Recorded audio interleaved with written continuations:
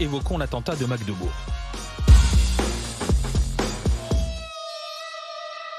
Parce que depuis vendredi soir, en fait, il y a beaucoup de questions qui sont encore sans réponse concernant le suspect, ce médecin saoudien de 50 ans qui a commis cette attaque à la voiture et les défauts d'alerte éventuels malgré les signaux qu'il envoyait depuis quelques années. Alors, 5 personnes ont été tuées, 200 autres ont été blessées.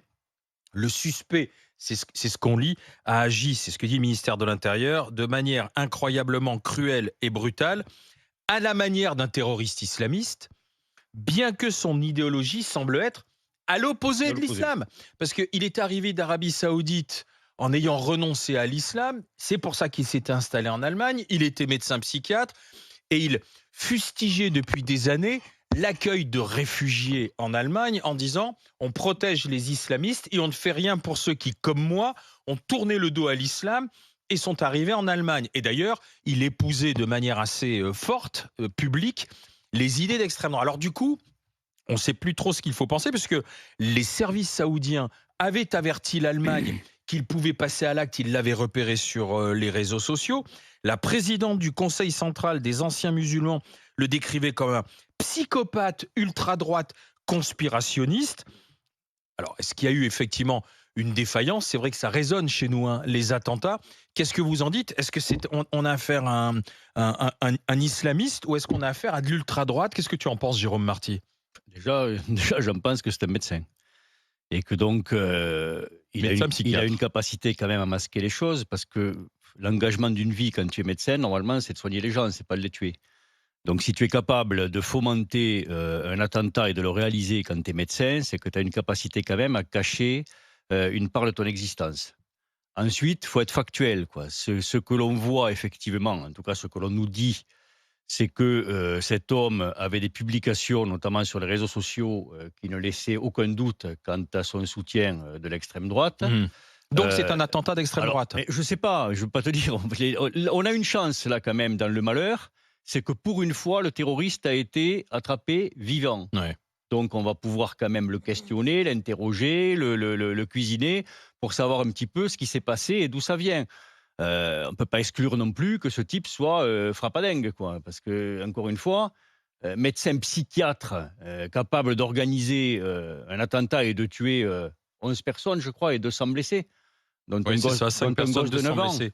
Enfin, on est dans l'horreur absolue et l'enquête va le montrer. Mais ce qu'on peut déplorer quand même, c'est la réaction des politiques quelques minutes après l'attentat, avec de l'affirmation sans rien connaître du tout, et en se dirigeant sur l'islamisme, alors qu'on avait aucune... Voilà, on a un référentiel de mode opératoire, certes, mais aller tout de suite partir dans l'exploitation de quelque chose, enfin, je veux dire, à un moment, il faut peut-être que on abandonne la temporalité des réseaux pour une temporalité plus politique. En même temps, là, c'est sur les réseaux que ça se passait. Hein, oui, puisque certes. Cet homme, il avait un compte X sur lequel il proférait bon nombre de menaces. Et malheureusement, c'est passé sous les radars. Ce qu'on attend des politiques, c'est aussi un peu de sagesse, quoi. Et là, ce qu'on nous a montré, encore une fois, c'est les politiques français. Oui. C'est-à-dire que les politiques français sont précipités et les politiques allemands ou les autorités allemandes, elles, n'ont pas tenu compte de tous les signaux. C'était pas des signaux faibles, hein, de tous les signaux forts qu'il pouvait y avoir sur les réseaux sociaux. Charles Consigny.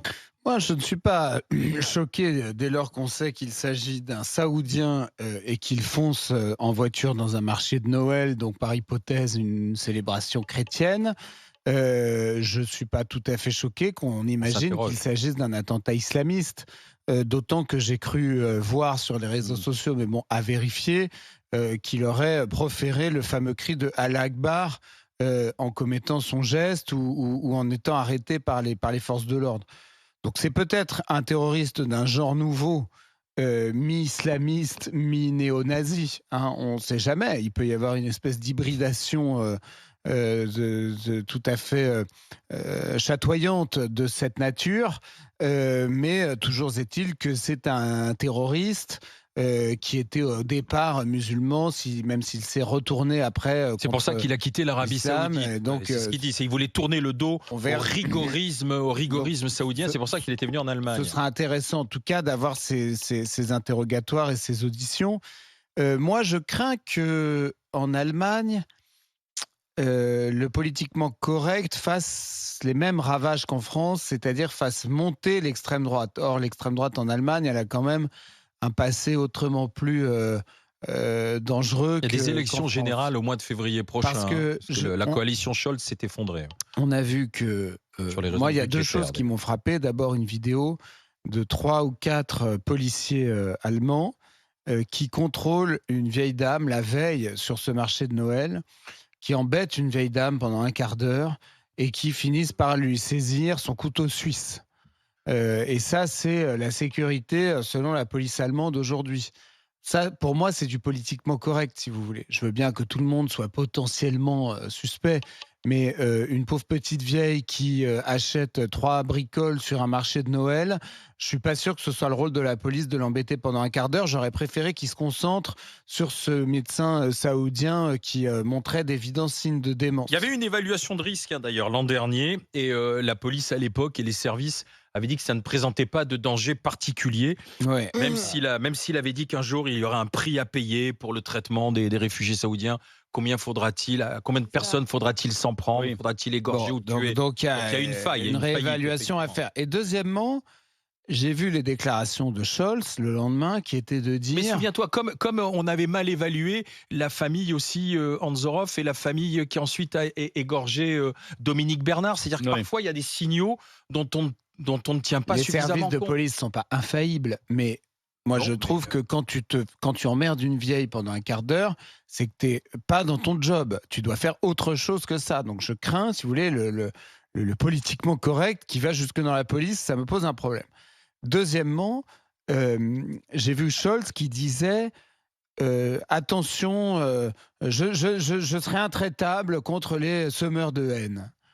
C'est-à-dire les gens qui voudraient surfer là-dessus, etc. Mais ça n'est pas la chose à dire après un attentat comme ça. Je trouve que ceux contre qui il faut être intraitable, ce sont les terroristes. Ce sont les sympathisants du terrorisme sous toutes ses formes. C'est pas contre les semeurs de haine, contre ceux qui soi-disant récupèrent. Parce que je pense que plus on verse dans le politiquement correct, on le voit bien en ce moment, plus on fait monter les extrêmes. Regardez en ce moment, je termine par cet exemple, le jeune Retailleau pose beaucoup de problèmes à l'extrême droite française. Pourquoi? Parce qu'il va sur son terrain avec une certaine crédibilité et donc il apaise, si vous voulez, les inquiétudes qui peuvent conduire certaines personnes à voter pour RN, Reconquête, que sais-je. Et donc, il pose un problème à ces formations politiques-là. Ouais, mais- C'est donc bien que quand les forces dites républicaines s'emparent des vrais sujets et ne font pas de politiquement correct, en réalité, voilà. Donc, l'AfD, tout le monde parle de l'AfD en Allemagne On va parce en que parler Musk, avec etc., Musk, on va ouais. en parler. Moi, je pense que s'il y avait moins de politiquement correct, l'AfD serait peut-être pas aussi haut. Or, le politiquement correct, il sévit On en en parle. Allemagne comme partout ailleurs sur l'écologie, sur l'immigration, sur le vivre ensemble, etc. Il sévit comme partout ailleurs et il produit les mêmes effets qu'ailleurs, c'est-à-dire la montée des extrêmes. Joël Dagosseri. Non, mais j'ai trouvé ça assez intéressant de voir comment les extrêmes essayaient de se refiler le bébé et de prouver à quel point c'est pas moi. Ah non, non, il appartient pas à notre idéologie, il appartient à l'autre. Mais déjà, c'est un problème déjà que vous Continue soyez aujourd'hui. que ces deux idéologies puissent être concernées par ce type d'attentat. C'est déjà un problème. Donc le fait de dire ah non, c'est pas la mienne, c'est pas mon idéologie, c'est celle de l'autre. Bah, et moi, je trouve qu'il y a vraiment un vrai souci sur ça. Ensuite, ce monsieur, en tout cas, aux dernières nouvelles, moi, je veux bien qu'on m'explique. J'ai vu des gens essayer d'expliquer à quel point, en fait, c'était pas vrai, que c'était une sorte de taquilla. Donc, il faisait semblant, entre guillemets, d'être d'extrême droite pour un peu cacher son islamisme radical, etc. Enfin, aujourd'hui, de ce qu'on nous montre, ce monsieur tenait des propos plutôt classés à l'extrême droite. Ce C'est-à-dire monsieur, voilà, qu'il avait des propos classés à l'extrême droite, mais il a eu un mode opératoire mode parce qu'il voulait opératoire. égorger des gens Oui, parce que en et fait, foncer en voiture. oui, Et ça, parce c'est qu'en fait, plutôt, malheureusement, les parce agissements que ce que des j'ai compris, terroristes ce que j'ai islamistes. compris, c'est qu'il disait quand est-ce que l'Allemagne va se réveiller? Ouais. Est-ce qu'elle va se réveiller quand il y aura un attentat, quand on va égorger, etc. Donc, il s'est peut-être dit, bah, je vais leur Et- montrer entre guillemets ce que ça va faire Mhm. si ils ne prennent pas en main cette entrée de réfugiés ou voilà, je sais pas ce qui est reproché à Oui. l'Allemagne. Ce monsieur est vivant. Donc moi j'attends quand même, au-delà des déclarations de chacun, j'attends quand même, l'enquête parce que, c'est rare qu'il soit vivant, donc quand il est vivant, j'attends l'enquête et je suis sûre que ce monsieur dira exactement, pourquoi en fait il est passé à l'acte. Moi tout ce qu'on me raconte autour, c'est du blabla pour moi. Non, Voilà. mais surtout, Donc pas de récupération politique, pas de Bah, parole faire politique en attendant de savoir précisément une parole politique pourquoi il a agi. une parole de sécurité, parce que là on parle d'un marché avec un enfant Surtout qu'on a connu le marché de qui est Noël à Strasbourg, il y a eu le marché de exactement. Noël de Donc Berlin. le politique Mais peut nous expliquer comment il va sécuriser ces endroits. Comment est-ce que, ce monsieur qui avait été signalé Ça te fait peur du coup, toi? bah, bien Tu sûr, y as attends. pensé, marché de Noël ou quoi Bah, que ce moi, soit? Enfin alors moi, les marchés de Noël, c'est vraiment ma came, hein, pardon, mais Ah oui, voilà. viva. Bon, Ah oui, tout à fait. c'est horrible. Non, moi j'aime ouais, bien. je J'aime bien tout ce partage qui est esprit de Noël, c'est un peu. etc. Donc, je me dis, mais ça aurait pu être. En plus, c'est Espèce vraiment de vin l'insouciance. chaud, C'est-à-dire quand vous y allez, immonde, truc vous y allez sucré, avec les immonde. enfants. Oui. C'est vraiment l'insouciance. Voilà, il y a des jeux, il Juste y a un machin. mot. Donc ça me fait peur. Ce qui me fait peur encore plus, c'est qu'on me dit que les services secrets saoudiens Avait avaient averti. averti. Et ça, c'est pas la première fois que j'entends que des services secrets du pays du terroriste ou des terroristes ont averti les gouvernements de la dangerosité des personnages. Donc moi, ça m'inquiète en fait sur sur nous en tant qu'Européens, sur cette naïveté. J'ai l'impression on vit dans un monde Juste, de naïveté juste un et mot. ça m'inquiète. Juste un mot. Jérôme Vous savez, Marty, pour votre de ses une recherche explications. rapide. Vous savez combien il y a eu d'attentats d'extrême droite dans le monde entre 2020 et 2024, en 4 ans? 26. Mm. 26. Ouais, donc c'est pas impossible. Donc ça veut hein. dire que lorsque l'on voit actuellement l'extrême droite faire tout pour dire ah mais il n'est pas de chez nous, à tous les coups c'est la taquilla, c'est un islamiste déguisé, etc. Ça veut nous faire oublier ça, c'est que la haine engendre la haine. Et que quand tu désignes l'autre et l'autre et l'autre et l'autre, eh ben, tu peux fomenter, il y a des gens qui peuvent être amenés. Ils existent, mais c'est aller pas eux pour qui le ont coup- tué le plus ces dernières à années quand aller même. pour le coup à C'est le l'extrême terrorisme de tes idées. Mais islamiste je qui a suis tué le d'accord. plus. Je Oui, suis mais- d'accord Ouais. avec toi. Oui, mais- Évidemment qu'il y a du terrorisme islamiste et évidemment qu'il tue après- certainement plus encore qu'eux, etc. Mais le terrorisme d'extrême droite, ça existe. Bah oui. Ça existe et la haine engendre la haine. Et donc, c'est pas étonnant non plus que quelqu'un qui épouse, on nous dit sur les réseaux que par exemple, il cherchait à rentrer en contact avec Jean Messia. C'est vrai, c'est pas vrai. On le verra. Mais Le polémiste. il y a le polémiste de visiblement, droite si en tu France, veux, ouais. quelqu'un qui a vrillé parce qu'il a épousé des théories qu'il a portées, lui, pour le coup, à l'extrême. Quoi. Nous sommes avec Christian qui nous appelle du Var. Bonjour Christian. Oui, bonjour messieurs, dames. Bienvenue au Christian. 32-16. Donc encore pas mal de questions autour de cet attentat de Magdebourg. On se demande, c'est une méthode que l'on colle au terrorisme islamiste, mais avec une personne qui du coup se revendique de la droite nationale. Quand même curieux cette histoire. Christian, qu'est-ce que vous en dites vous? Mais je pense qu'effectivement, les emprunteurs vont avoir beaucoup de mal. Et M. Marty avait tout à fait raison en disant que si cette personne a passé toutes ces années en masquant réellement ce qu'elle pourrait faire, je ne suis pas certain que même à l'interrogatoire, on arrive à comment dirais-je, démêler le vrai du faux.